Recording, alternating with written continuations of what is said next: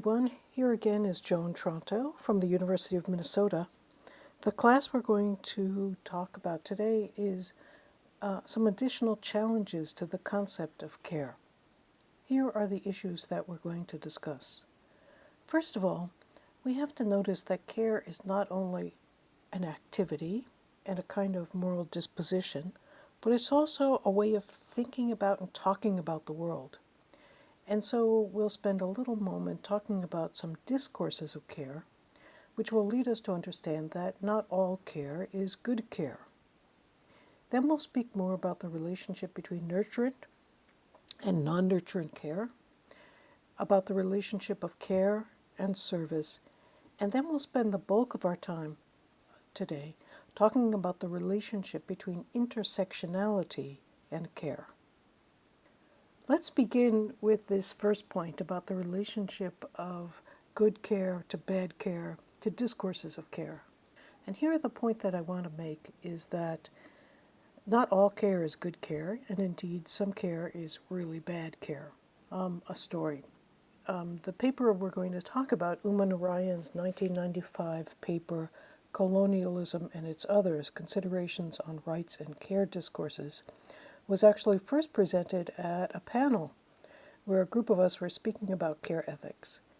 And, the usual order in which we presented our work was we would go in the order in the program, but Virginia Held and I and Uma said, it's awful that we put the person who's offering the critique always last. Let's put her, third. So Uma read this paper about how colonialism was a kind of care discourse, and then I had to stand up and give the paper which I had written and didn't really have another thing to say about, and it was about care as a radical political judgment, which sounded kind of stupid after Narayan's critique. It took me some time to think about this and to understand how I would respond to it more systematically, which I'll do in these next lectures. But I think this paper is a really important one because it raises a very fundamental question.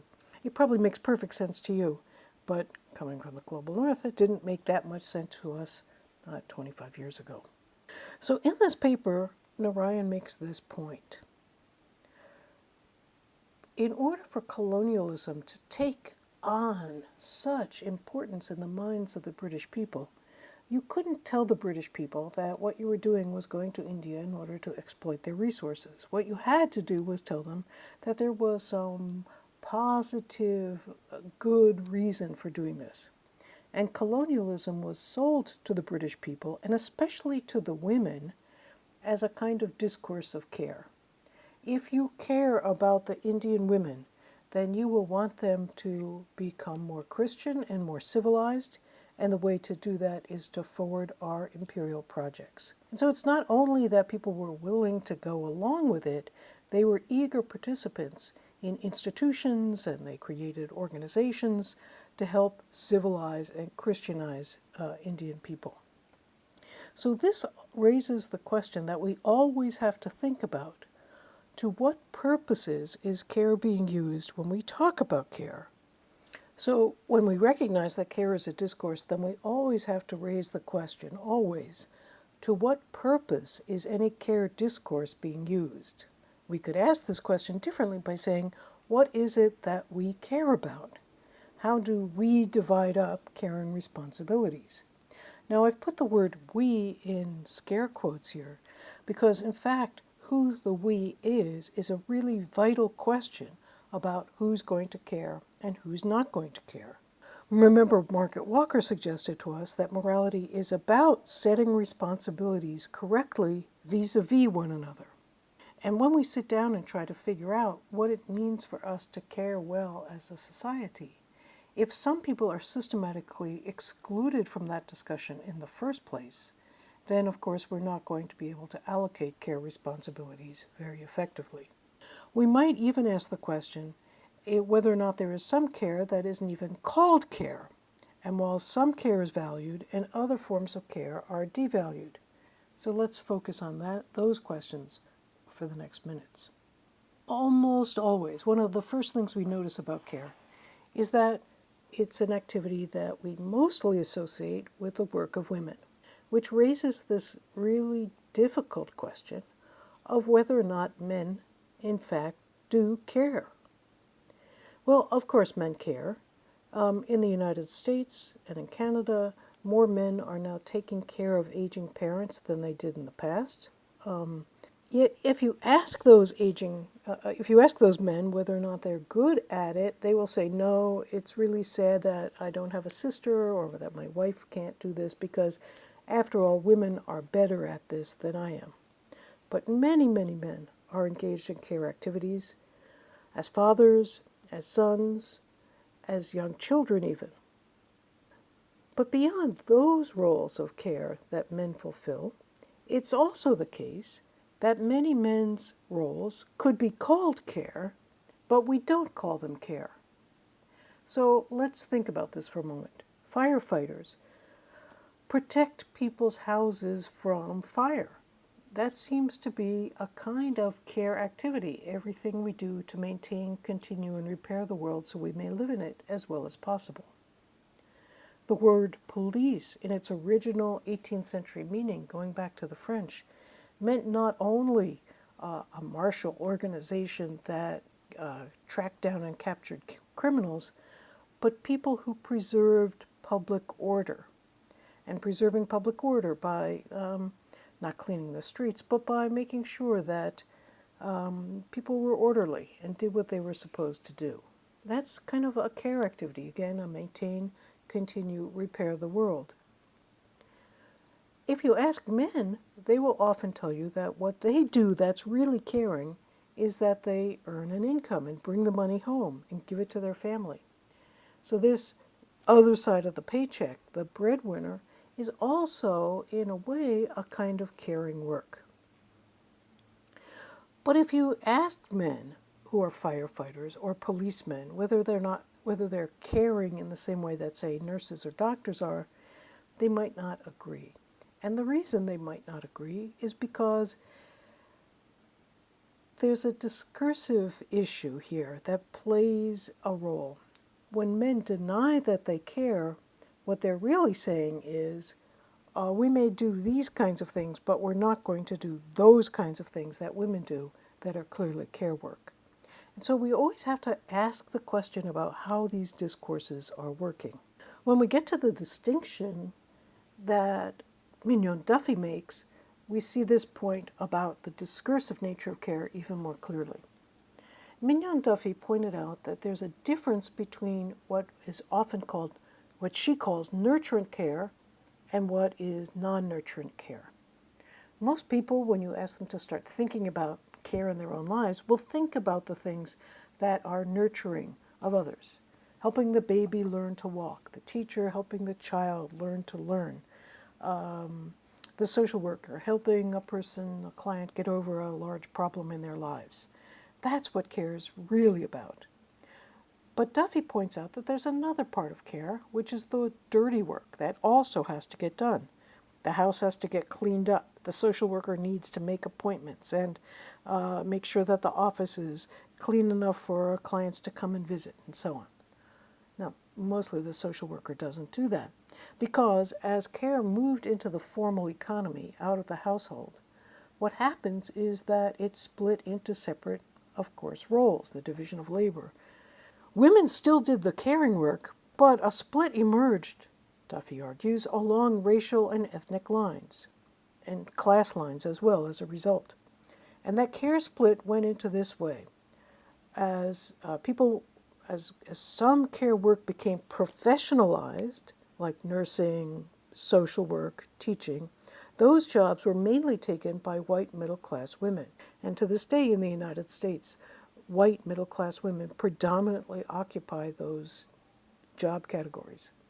On the other hand, the non-nurturant care, the dirty work, the cleaning up, was done by women and men of color, by migrants, and by other marginal people. In her book, Making Care Count, Duffy talks about hospitals as a way to see this. The goal of the hospital, of course, is to make sure that people are healthy, are feeling better, to cure them from disease. But there are at least two kinds of care that are always going on in the hospital. On the one hand, the doctors and the nurses and the social workers are performing professional duties, and for this they are compensated well, they're members of the upper middle class or middle class, and they are most often representative of the leading classes in the society. So in the United States, they're white. On the other hand, there's other work that also is going on in the hospital. The orderlies who help patients move around, the cleaners who keep the hospital clean, and getting an infection in the hospital from being exposed to dirt is a really serious issue. But these are the frontline people who are doing that caring work. People in the hospital have to eat. People in the hospital have to have clean clothes and clean bedding. All of these are also work, but that is caring work. But notice that it's being done by people who are mostly people of color, migrants, men and women in the lower classes. In her essay in Gender and Care that I've asked you to look at, Pascale Molinier from Paris and Bogota makes the argument that really the distinction between nurturant and non-nurturant worlds isn't only a distinction about work, it's also a moral distinction. In France, she points out, the goal is literally to forget about the people who do the dirty work. Not just to say it's a different kind of care, but to say it's not really care at all. Usually the way people think about dirty work is as something that's disgusting, el asco. And indeed, the workers themselves understand that their role is to clean up the dust of the world, limpio el polvo del mundo. Now, such work, Molinier argues, creates a separate moral place. And here the work of care is different from the ideal of care as love.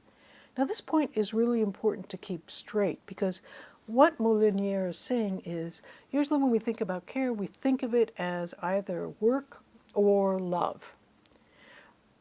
It is, in fact, both, but there are ways in which that distinction makes some sense to us. And we have to always be sure when we're talking about care as work that we're not excluding that lovely stuff, but also that we're not excluding the dirty work. And that when we think about the moral qualities of care, we have to remember that it's those people doing the dirty work who are also engaged in caring well. We might also observe that because care in the household, making sure that people are cleaned up, washed up, that their homes are clean, that they get to appointments, that they're living in a way that is pleasant, that domestic work is a kind of care work. Because it's often been associated with the private sphere, it's very difficult to see in the public sphere. And this work is sometimes paid, it's sometimes not paid. The workers are often put at very large disadvantage by the kind of work they do. In any case, it's work, it's time-consuming, and it's not always the most pleasant or good work that people are doing. Now, feminists have pushed on this question for a long time, and especially activists from the third world have insisted that people start to take domestic work seriously. And as I've already said, in the ILO Convention in 1989, domestic work was recognized as work and said that the same kinds of protections that apply to other workers should also apply to domestic workers. And domestic workers are very well organizing internationally to make certain that the kinds of treatments and respect that work gets should also extend to the work that they do as domestic workers. So they've been striving to increase and improve the conditions for themselves.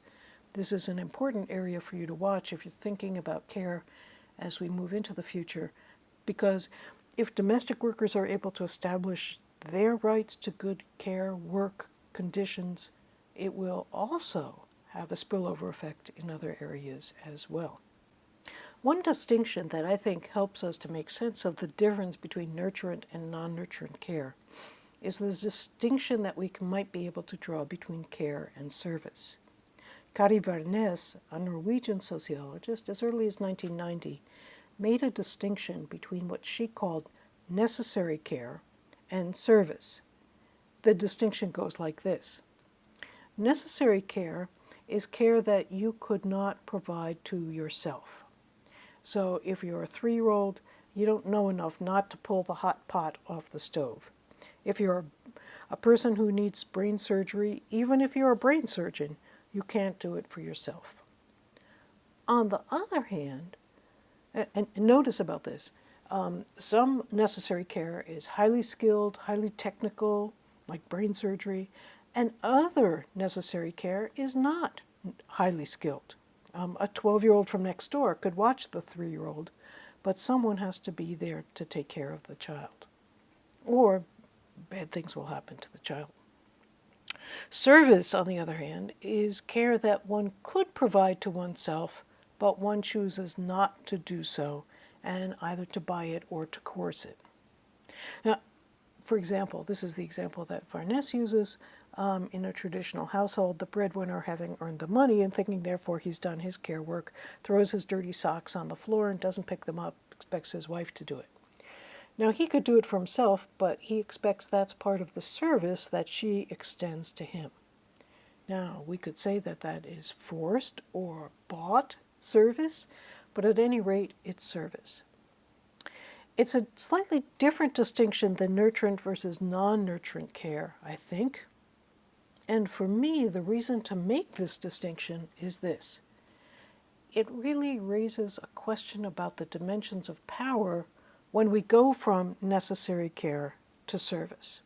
Under necessary care, the caregivers are in a position of relative power. That is, the person who needs the care really needs the care, and it's only that person who can provide it.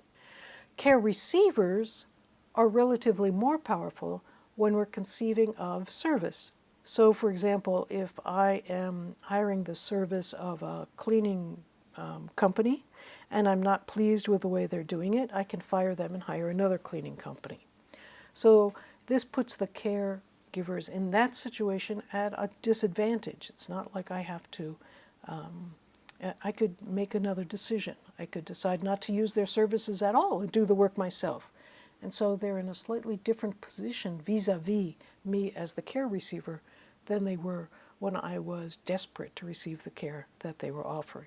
Now, there's one more interesting thing to notice about this question of service versus necessary care, which will come back to be of importance to us when we're thinking about public policy, and that's this.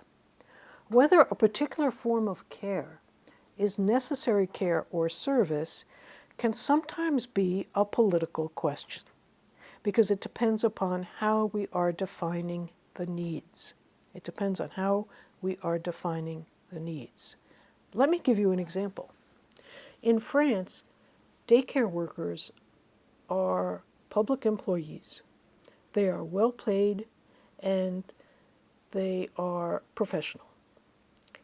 That's partly because the French people conceive of the task of raising children to be good French citizens from the time they can walk as a necessary part of what it means to have a French identity, to be part of the crèche, to go to the public daycare centers. On the other hand, in the United States, people conceive of daycare as a convenience for women, not even men and women, but women who want to go to work. So if she wants to work so bad, let her pay for the daycare herself. The end result, of course, is that daycare workers in the United States are not well paid for. They're thought of as substitute babysitters. They are not professionalized. There's high turnover. And even though it's expensive vis-a-vis women's salaries, it's not very good work, and it's not well respected work. So many years ago, I wrote a paper that, if you're interested, you might want to look at. It's called The Nanny Question in Feminism. And there, I raise the question of whether or not good feminists should in fact hire nannies to work in their household. Should they hire other women to do their house cleaning and childcare work so that they can go out to work? It's a really hard question, actually, and in the United States this is an ongoing question, although it's almost always argued about by the people in the upper middle class. who have the option, of course, of thinking about not working. One of the things that, of course, never enters into this debate, if it's framed this way as a nanny question, is the question of whether or not there are structural reasons and structural ways to fix this problem. But instead, it always comes back down to an individual making a decision, yes or no, shall I hire someone to help with me with my housework.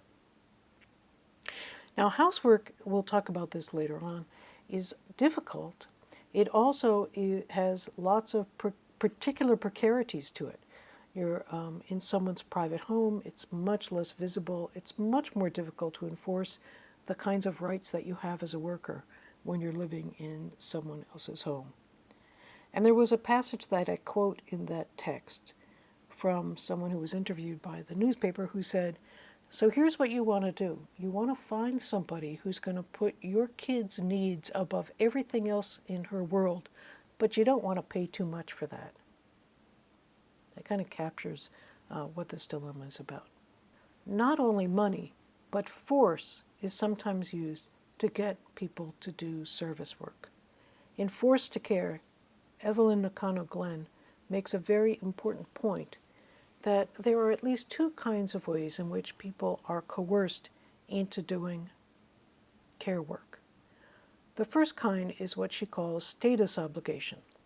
It's presumed that if you're a wife or a mother or a daughter, that you will do certain kinds of care work. So if your mother is in a nursing home, it's expected that the daughter, not the sons, but the daughter will make sure that everything is still going okay for her. And the second kind of coercion is what she calls racialized, gendered servitude. She writes, one party has the power to command the services of another. Slavery, indentured labor, and debt bondage are kind of legal ways in which this has existed in the United States. But there are also what she calls de facto forms of servitude, which grow out of market inequality between parties, whether they're economic, physical, or social. So some people are actually forced to do the care work, and we might well ask the question, under those conditions, what kind of care work is going to be done? What's astonishing is how often the work that is done by underpaid, overworked, exploited care workers is still rather remarkably generous and good work. And maybe we should think about why that's so as well. Well, I've spent some time talking about these challenges to thinking about care as a kind of generous, emotional way of looking at the world. That is a way to look at it, but it's not the only way to look at it, and we have to think about those who have been forced to care as well. But now let's turn our attention to another issue, and this is the issue with which we'll spend the rest of our time this afternoon or this evening, whenever you're listening. In an essay published in the American Political Science Review, Olena Henkivsky asked the question about the relationship of care ethics to intersectionality. And she argues there that care ethics is insufficiently intersectional and could benefit a great deal by becoming more intersectional. So let's investigate this claim. First, let's spend a minute talking about what intersectionality is and what it means. The way the term gets used now, although really something like an intersectional analysis has existed for hundreds of years, grows out of the work of the legal scholar Kimberly Crenshaw, who in the late 1980s wrote a series of essays, I've cited one here, in which she talks about this issue. She asked the question about why it was that it seemed that almost all of the anti-discriminatory law cases being brought forward were being brought forward by black women, and why the courts were finding, case after case, that the women weren't discriminated against. And it had to do with the way the courts proceeded to think through the question of what did it mean for a woman who was black not to be, say, promoted in a job. And what they did was this. The courts thought of the anti-discrimination claims by disaggregating race from gender. So they said first, okay, let's look at all the women and see if women in this factory are paid less than men. And they would look and they'd say, well, it looks like they're pretty much paid the same given the kinds of work they do and so on. Okay, now let's look at race. And they'd look at the race of mostly men who are working in the factory and they'd say, oh, look, it looks like the black men and the white men get mostly just about the same amount of money for the kinds of work they do that's proportionate, so therefore there's no discrimination by race. And since there's no discrimination by gender and there's no discrimination by race, therefore there can't be any discrimination. But what Crenshaw noted is that if you put the two together, or if you made a 2x2 matrix and looked at black women, they turned out to be at the bottom. And so by disaggregating the two, the courts had missed this, she used the language, intersectional analysis, an analysis that looked at two axes, not just one, at the same time. And when you did, then you really saw the discrimination. Now, intersectionality is often thought as an outgrowth intellectually of identity politics. And indeed, the phrase identity politics was first used by the Combahee River Collective in the 1980s, a group of African American women saying, if we're not the ones who look out for our identity in particular, no one else is going to do it. But I want to suggest to you that the mechanical application of intersectionality, where you just think of an identity and say, let's look at the world from their perspective, violates its original purpose, which was to think about the ways in which intersecting systems of power were operating. Now, the Combahee Collective understood this, but more recent uses of the language of intersectionality, I think, do not. And so there have been intersectional analyses that look at questions of religion, that look at questions of, let's just put together two categories and see how that's different. That's not exactly what intersectionality was meant to do. It was meant to look at power. In this essay, here is how Hankivsky identifies and defines intersectionality. She argues that it rejects the idea that humans can be reduced to a single category. It also rejects the preordained salience of any category. It is opposed to approaches that add categories together, and it seeks to understand at intersecting axes of oppression. It requires that people are historically appreciative of the advantages and disadvantages of differently situated peoples and groups, and it requires that the researchers themselves be self-reflective about the categories they've chosen, the categories they've left out, and how, in fact, they came up with those categories in the first place. So, while Olena Hankivsky is willing to say that some care theorists have been careful to think about something approaching intersectionality, she has this main critique to make of it. Care begins with the assumption that gender comes first, she says, and insofar as gender is the defining first state of any form of intersectional analysis for care, she wants to say that's not genuinely intersectional, because it leads to the error of the additive approach. If you start with gender and then say gender and, then you're leaving out the ways in which, perhaps in some societies, caste or class are more important than gender in figuring out how care operates. Well, this is a very serious critique of the care perspective, and I will leave it for you to think about the question of whether you find this critique persuasive. Because if you accept Hankivsky's critique, then you shouldn't start from gender as the way to understand care perspectives, but you should start from somewhere else. Now, she doesn't tell us where this somewhere else might be, and it might be class, as Raghuram suggested in her essay on theorizing beyond the global north. You remember she said, what would happen if instead of we starting with gender, we started with class? But that critique would also apply to Raghuram, because starting with class first is just as bad as starting with gender first, because it then makes everything else additive. It's a very, it's kind of an important philosophical distinction, It also has important methodological implications. But is it the case, would you want to say, well, let's not start from gender first when we think about care? Now, if you want to defend that position, you have to give some good reasons to do so. And so I leave that to you to give some more thought. But here's another way that might work, and that is to think differently about what it means to define intersectionality. Brooke Ackerley, in her recent book, Just Responsibility, A Human Rights Theory of Global Justice, defined intersectionality this way. Intersectional analysis is the strategic analysis of the connections among exploitable power inequalities or between exploitable power inequalities and the social values and political pressures that prevent public critical discussion of these inequalities.